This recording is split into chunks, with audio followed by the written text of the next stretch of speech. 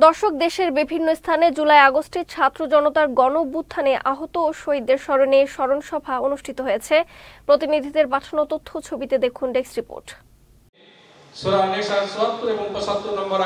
সিরাজগঞ্জে জুলাই আগস্টে ছাত্র জনতার গণ-অভ্যুত্থানে আহত ও শহীদদের স্মরণে সভা অনুষ্ঠিত হয়েছে। বৃহস্পতিবার জেলা প্রশাসনের আয়োজনে শহরের এম মনসুর আলী অডিটোরিয়ামে স্মরণ সভাটি অনুষ্ঠিত হয়।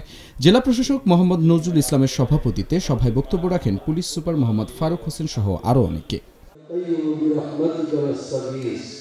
চাঁপাইনবাবগঞ্জের শিবগঞ্জ উপজেলায় জুলাই আগস্ট ছাত্র জনতার গণ-অভ্যুত্থানে আহত ও শহীদদের স্মরণে আলোচনা সভা অনুষ্ঠিত হয়েছে। উপজেলা প্রশাসনের আয়োজনে উপজেলা পরিষদ মিলনায়তনে এ স্মরণ সভা অনুষ্ঠিত হয়। জুলাই আগস্টে গণ-অভ্যুত্থানে হতাহতদের স্মরণে পাবনার ঈশ্বরদীতে স্মরণ সভা অনুষ্ঠিত হয়েছে। বৃহস্পতিবার দুপুরে উপজেলা প্রশাসনের আয়োজনে শহীদ ও আহতদের পরিবারের উপস্থিতিতে উপজেলা পরিষদের সম্মেলন কক্ষে এ সভা অনুষ্ঠিত হয়। গভীর শ্রদ্ধা ভরে স্মরণ করছি সেই জুলাই আগস্টের গণ-অভ্যুত্থানে শহীদ।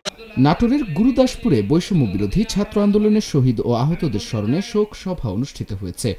বৃহস্পতিবার উপজেলার নাজিরপুর ডিগ্রি কলেজ অডিটোরিয়াম রুমে এ সভার আয়োজন করা হয়।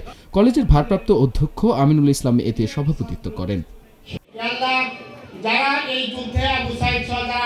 2024-এর জুলাই আগস্টে গণ-অভ্যুত্থানে আহত ও শহীদদের স্মরণে সভা অনুষ্ঠিত হয়েছে। বৃহস্পতিবার চাঁদপুরের মতলব উত্তর উপজেলা পরিষদ কনফারেন্স রুমে এ সভা অনুষ্ঠিত হয়। এতে সভাপতিত্ব করেন উপজেলা নির্বাহী কর্মকর্তা একি মিত্র চাকমা। যারা আহতদের পিতামাতা বা গার্ডিয়ান। দীপু নূর, চ্যানেল এস নিউজ ডেস্ক।